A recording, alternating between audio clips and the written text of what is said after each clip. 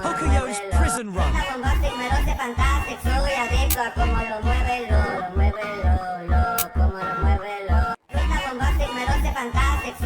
Pocoyo'S Prison Run was spun into internet disorganized projects. One moment, he was chasing a rainbow-colored butterfly in the park, and the next, boom, a mysterious portal swallowed him whole. When he opened his eyes, he found himself in an orange jumpsuit, locked inside a cold steel cell in strong Block C of the infamous MegaMax Prison. This prison wasn't normal. It was a place built by angry Roblox NPCs. Guards who hated fun, colours, dancing, laughter, everything Pocoyo loved. Strong. And worst of all, prisoners were never supposed to escape. But Pocoyo wasn't like anyone else. He was small, clever, curious, and brave. Tonight, he would run. Chapter 1, The Silent Signal. It started at midnight. The loudspeakers crackled, the lights flickered, and a glitchy voice whispered, "Emergency reboot. All systems restarting in 7 minutes." Pocoyo's eyes widened. 7 minutes of chaos. 7 minutes where cameras and lasers might stop. 7 minutes to escape. He pressed his ear to the bars. The hallway lights flickered completely off for 1 long second. That was enough. Pocoyo squeezed his tiny hands through the bars and reached for the rusty bolt. Click! The cell door slid open. Pocoyo smiled nervously. It's now or never! He stepped out into the corridor, the cold floor echoing with every step. Chapter 2, The Laser Maze of Doom. Pocoyo entered the first room. A long hallway, glowing red with laser beams everywhere. The lasers moved, spun, and crisscrossed like deadly spiderweb threads. A sign blinked. Level 1, Beginner Torture. Pocoyo gulped.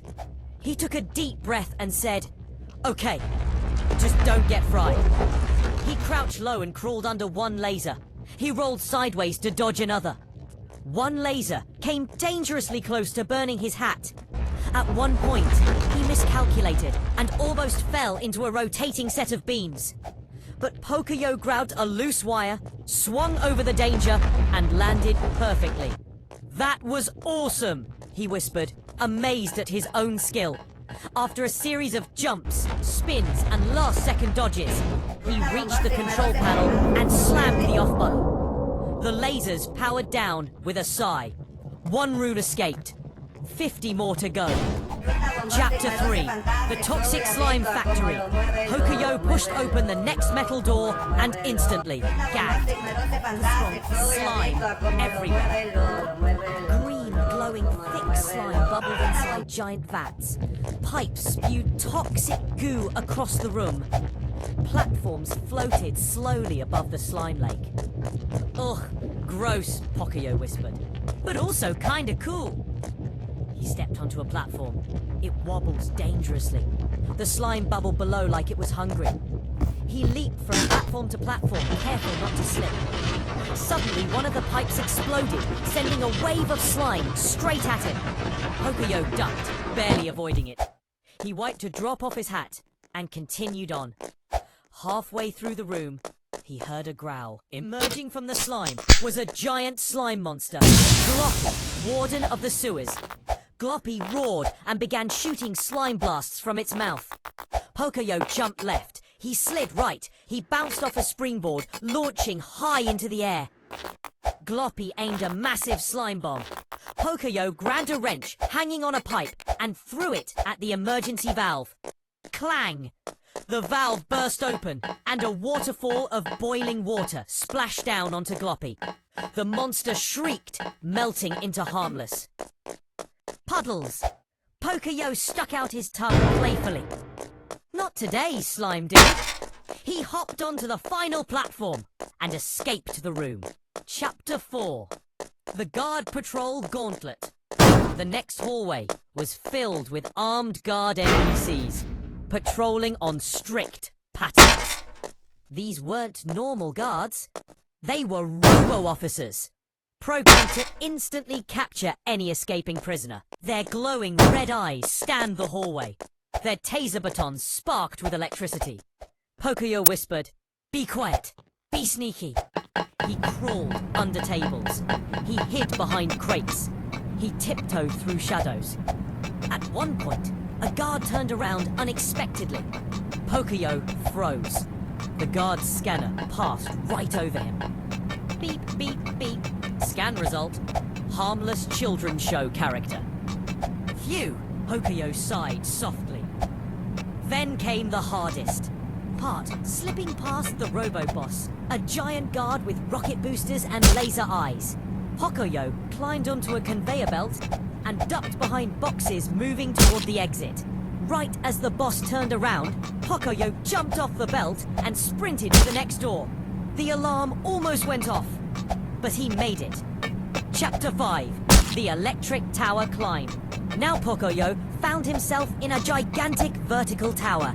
Platforms moved up and down.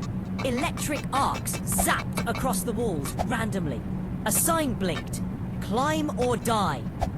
Nice, Pocoyo muttered sarcastically. He began climbing, jumping from elevator to elevator, dodging sparks, holding onto poles that shook violently. Halfway up, the entire tower began to tilt due to the system reboot. Pocoyo slipped, but caught a hanging cable with one hand. Electricity ran through it. Pocoyo shook like a cartoon character, being zapped. Ow, ow, ow, okay, bad choice, he shouted as he climbed up quickly. He kept going. One jump, another, a risky leap over a spinning fan. At last, he reached the top of the tower and kicked open the hatch. He was now on the roof.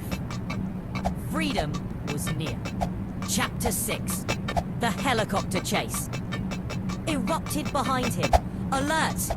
Prisoner Pocoyo has escaped cell block C. Pocoyo gasped. 3 police helicopters rose from behind the prison walls. Searchlights swept across the roof. Bullets hit the ground near Pocoyo's feet. He sprinted across the rooftop, dodging incoming fire. A huge spotlight pinned him in place. He spotted a zip line connected from the prison roof to a distant water tower. Pocoyo grabbed it and slid down at lightning speed. The helicopters followed. He zigzagged over rooftops. He rolled under antennas, leaped over ventilation fans. When a helicopter got too close, Pocoyo threw a can of paint from his pocket because Pocoyo always carries paint. The paint splattered across the helicopter's windshield. The pilot panicked. The chopper spun out of control and crashed into a giant inflatable donut store sign. Oops, sorry. Pocoyo yelled as he kept running. Soon the other helicopters lost sight of him in the darkness. Chapter 7, The Final Escape Tunnel. Pocoyo reached the old sewer entrance behind the prison. Legend said this tunnel led outside the entire Roblox map. A giant steel door blocked the way. Pocoyo placed his hands on the access panel. He whispered, "Please, just open." But it didn't. It required 3 power switches located around the sewer. And of course, each one was guarded by dangerous traps. Switch 1, the spinning blade room. Circular saws whooshed past Pocoyo. He jumped through them with perfect timing. Click! Switch activated. Switch 2, the rolling boulder cavern. Like in an adventure movie, huge boulders chased him. He ran like his life depended on it. Click! Switch activated. Switch 3, the darkness corridor. Total. Darkness. Whispers. Creepy breathing. Pocoyo used his tiny flashlight and walked slowly. A shadow creature lunged. Pocoyo blinded it with the light. Switch activated. The cage exit door opened. Bright golden light shone through. This was it. The real world. Freedom. Chapter 8. Pocoyo's Victory. Pocoyo stepped out into open air. Birds chirped. Sunlight warmed his face. The prison alarm rang behind him, but it didn't matter. He had escaped. He laughed joyfully and shouted, "Pocoyo wins!" He danced, he jumped, he spun around happily. But then, the portal that originally brought him here flickered into existence again. A mysterious figure stepped through. A silhouette. Tall, shadowy, smiling. It whispered, "Congratulations on escaping, Pocoyo. But your adventure is only beginning." The figure snapped its fingers. Another portal opened behind Pocoyo, this time glowing red. Pocoyo was sucked inside.